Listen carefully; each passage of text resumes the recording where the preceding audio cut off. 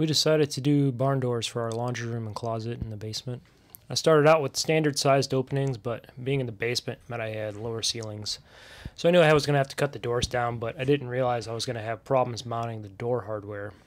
I put in full headers to handle the weight, but I ended up not having enough height above the doors to mount the hardware. So with 4 doors, I had 2 tracks to mount, an inner and an outer track, and the instructions required a minimum of 9 inches of clearance from the ceiling to the top of the door, and I only had about 6 7/8.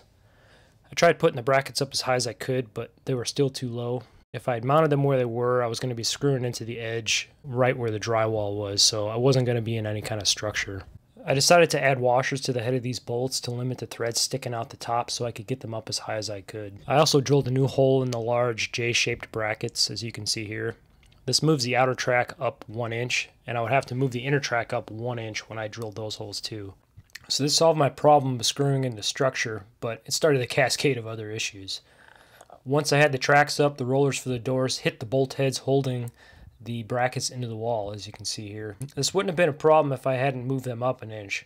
I changed this by using a thinner structural screw called a headlock bolt. I also had to add a washer or 2 here to give me a little bit of extra clearance in some spots. And with that fixed, I decided to go ahead and cut my doors down and get them painted. So I had my straight edge set up, and I double checked my measurements to make sure everything was square. There I am trying to remember what I forgot.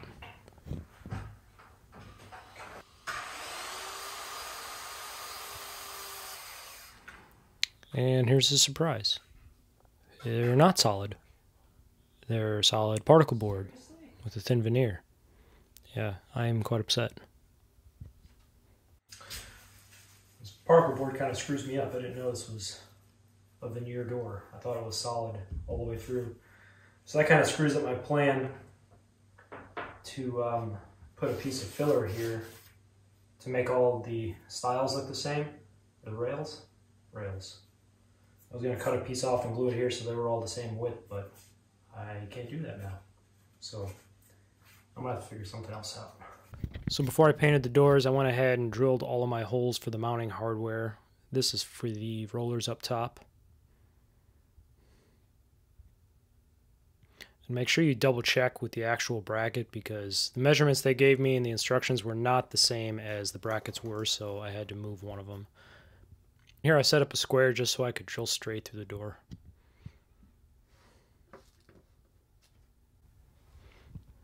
And drilling through this, I should have put a board on the backside because I kind of blew out the other side when I was drilling this hole. So after this, I grabbed a 2x4 to clamp to it so I wouldn't splinter out the backside with the drill bit.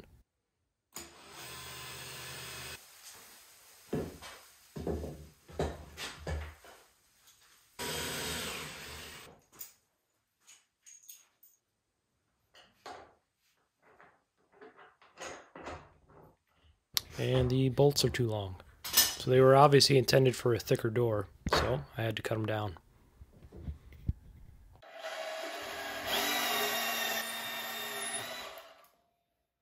So I cut a piece of scrap filler just to make all the rails look the same width, and here I am gluing it in.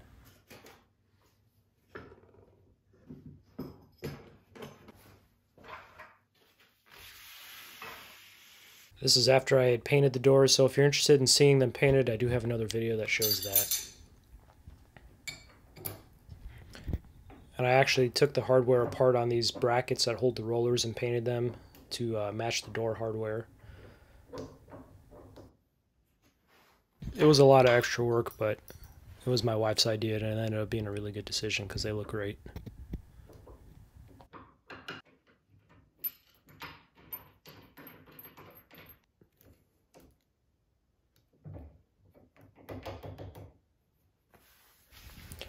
Now I'm going to go ahead and drill and mount the door hardware. This is for the inner doors, and I wanted a flush pull because I didn't want them to hit the outer doors.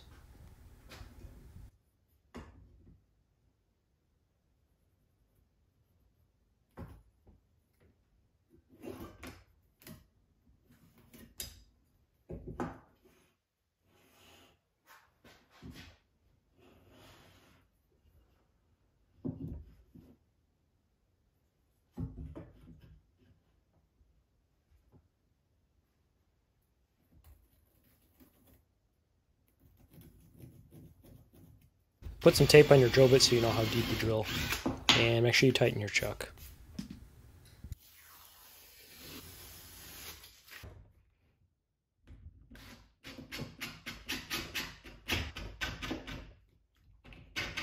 These doors were very heavy, and I really should have asked for help here, but I managed only with a few scuffs on the ceiling.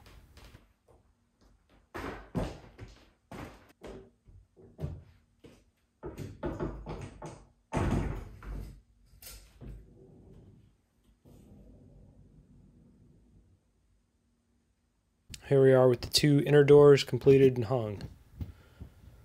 Now I'm going to mount the outer track by myself, and if you have to do this by yourself, I recommend this method where you rest one end on a step ladder.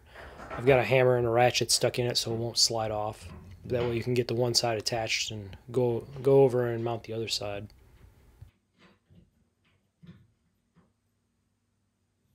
Just make sure you don't mount it upside down.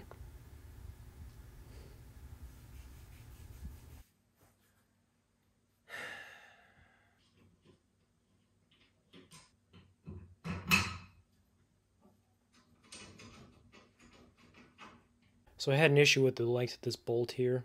It was hitting this bracket and scratching it, so I had to add some washers to the bolt head to bring it out far enough. So this is my method for filling those holes that were originally intended to hold the hardware. I cut the bolt head off and painted it black and then just glued it in, and it worked pretty good.